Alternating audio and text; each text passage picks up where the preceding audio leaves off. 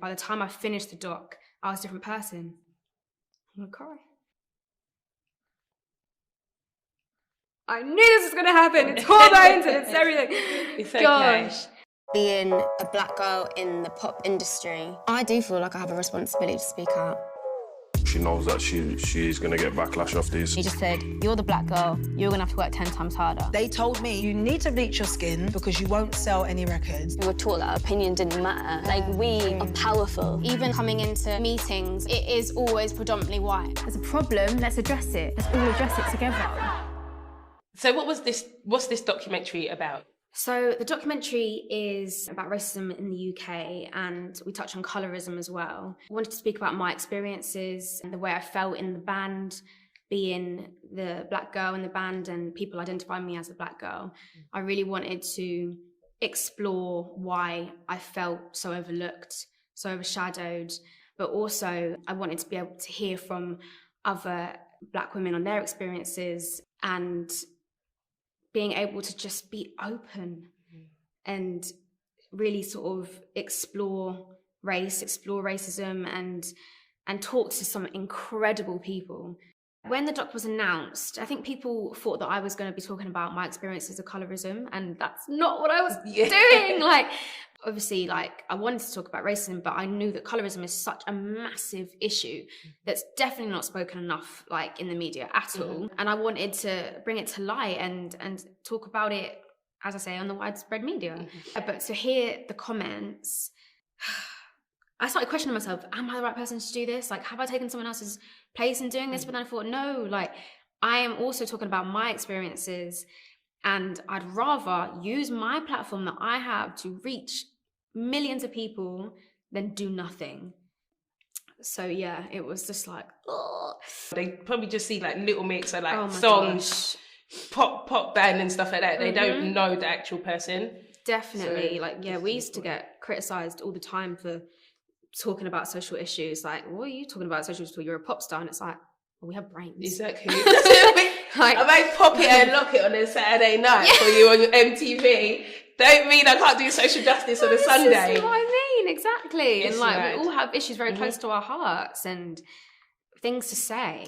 It is mad. I was talking earlier about my experiences as well. Like, growing up in Essex, the black boys in our area just used to like insult all darker skinned girls, and we were just like, your mum's dark skinned, your sister's dark skinned, like, what are you actually doing? And I think, like, you spoke to Andre as well in the doc about his tweets, and he was saying similar things to what those boys were saying as well, with, you know, they were conditioned.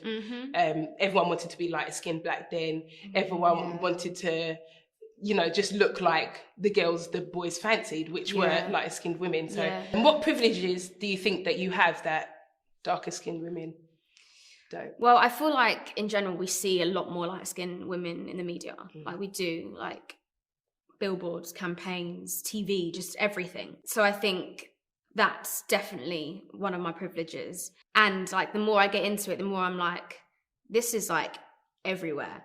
Like, even down to like nails and nail varnish, hands, like so many sort of industries that just don't represent at all, and just the lack of diversity is disgraceful.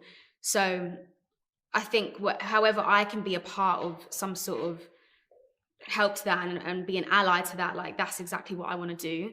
What was the most difficult thing for you to address throughout this doc? I definitely feel like one of the most difficult things was talking about like identifying as black, because I know how bad colorism is and how dark-skinned people are not represented enough in the media at all. And I understand sometimes the frustration of me saying that I identify as black when I am evidently lighter. I can understand that frustration, but then the fact that obviously both of my parents are mixed race and were brought up in West Indian households. In turn, I was brought up in a West Indian household, and that's always something that I have just identified as. To be honest, the whole thing was hard because it's just like, us as a society, we're not used to having really open conversations about race. Like, it's only now where the world has finally woken up and the world finally wants to talk about it and address it. So it's like, these conversations are new, and I can't wait till the moment where it feels like second nature. We've got a long way to go. We've got a long way like, to go, a but long way. From last year, a Yeah. lot has happened and a lot is happening. I know. But you went through a lot in the doc. You spoke to a load of people. The Pop Princesses scene was one of my favourites. I'm getting messages from others in the music industry every day. I want to hear their experiences face to face to help decide how I can use my platform in this fight. As well as Keisha from the Sugar Babes, I've invited Alexandra Burke, R&B soul artist Neo, And I hadn't really seen someone that looked like me. and singer-songwriter Ray. Why do I feel like invisible? And for so long, people would say to me, it's in your head.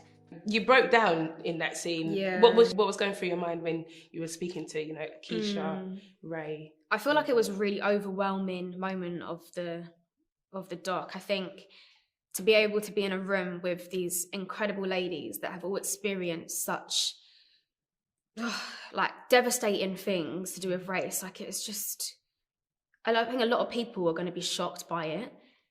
And one thing that's like actually comes to my head right now is being told to bleach my skin. Being told that I'm too dark to be in the industry. I'm going cold talking about it because I really actually don't like talking about it. We all had completely different experiences. It's like race doesn't affect you in one person in one way. It's such a huge issue that affects people so differently. So I really thought that I was going to have similar experiences to Keisha, so Keisha being the only black girl in her group, but hers was completely different to mine. And I think the fact that her world was a lot more diverse, like her fan base and things like that. So yeah, it was really interesting to just hear other people's accounts. Can we talk about Dawn Butler? Like, she's just so inspiring. And every time I had conversations with these incredible black women, I just felt like more empowered in myself. And by the time I finished the doc, I was a different person. I'm gonna cry. I knew this was gonna happen. It's hormones and it's everything. It's okay. Gosh. But yeah, like, confident, just not scared to just be me. Yeah, 100%. Stop. No, it's fine. And I own it now more than ever.